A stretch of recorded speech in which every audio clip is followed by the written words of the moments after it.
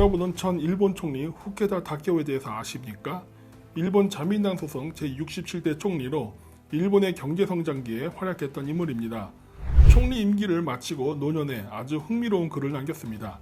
내용은 젊은 시절 아버지를 따라 러일 전쟁 군자금 문제로 로스차일드 가문과 만났던 이야기였는데 놀라운 내용들이 기록되어 있어 여러분에게 소개하고자 합니다. 다음의 내용은 1995년 후쿠다 다케오 전 총리의 회고 90년이라는 책의 내용입니다. 내가 런던에 부임한 다음 해인 1931년으로부터 26년 전 발행했던 영국 공채 2,300파운드의 변제권이 있어서 여러 가지 상세한 임무를 본국으로부터 받았다. 이 돈은 러일 전쟁 이후에 재원을 조달하기 위한 차관으로 다카하시 고레 키요시가 특파재정위원, 즉 재무대신으로 영국이나 유럽의 각국을 순방하던 시절에 재벌, 바론들 로스차일드로부터 빌린 돈이었다. 차관은 이외에도 1910년에 발행한 프랑스 공채 4억 5천만 프랑이 있었다. 프랑스 공채의 상환기한은 1970년이었으나 1920년의 전액 혹은 일부의 상환이 가능했기 때문에 교섭이 진행되었다. 이 협상은 사이토 마코토 총리 시절 다카하시 고레 기요가 재무대신일 때 큰 논쟁이 생겼다. 당시 프랑스는 인플레이션이 발생한 상태였기 때문에 인플레이션의 비율에 맞춰 변제를 하게 되면 액면가의 몇백 배에 달하지만 차관 당시의 금액으로 반환하면 거의 공짜나 다름없는 금액이 되었다. 그래서 액면가로 갚을지 아니면 인플레이션을 고려해서 반환해야 할지 논쟁이 시작되었으나 결론이 나지 않았다. 사실 다카하시 재무대신으로부터의 방침은 차관을 빌렸던 당시의 금액으로 반환한다는 것이었다. 그러나 영국과 프랑스어를 병기한 계약서에는 프랑스어로 아네타로노루, 영어로는 프랑스인 골드 스탄다드라고 적혀 있어 가치에 맞춰 환산해서 변제를 하는 것으로 읽혀지기 때문에 인플레이션 비율을 감안한 금액을 갚을 필요가 있는 것처럼 보였다.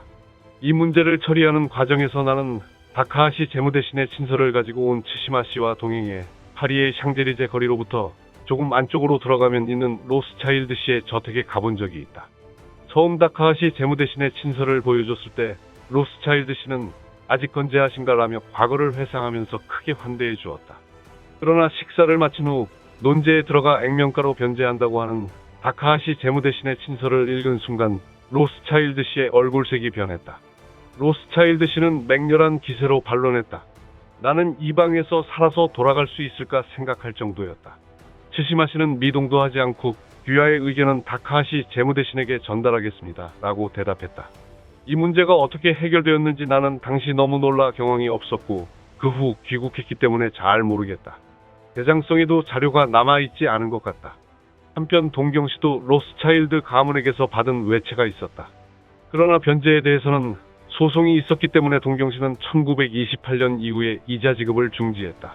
교섭에 참가했던 나라사키 와타르 변호사는 에도 시대부터의 차관 계약서를 한 박스 가득 가지고 와서 일본에서는 다른 시대에도 차관의 계약서에는 은으로 빌리던 동으로 빌리던 일금 땡땡엔 이라고 기록합니다.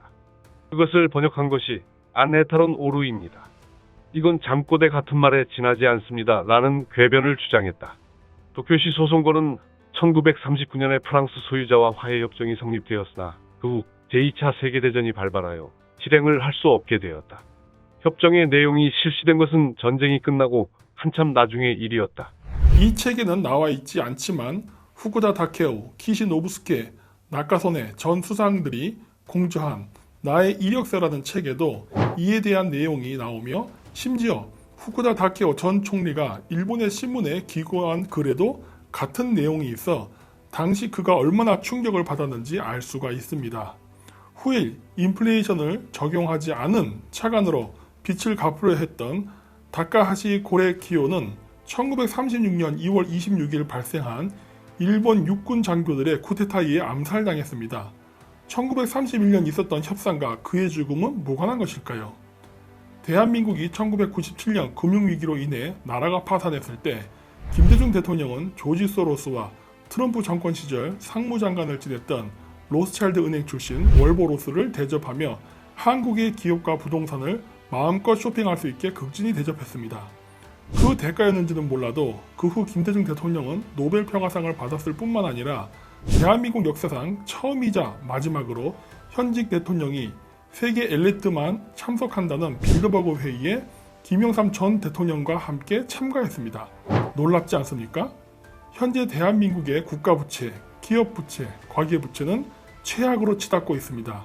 이 빚들의 채권자는 과연 누구일까요? 어쩌면 이미 대한민국은 독립국가가 아닌 국제금융가들의 소유물이 되었을 수도 있다는 생각을 지울 수가 없습니다. 이상 직소였습니다.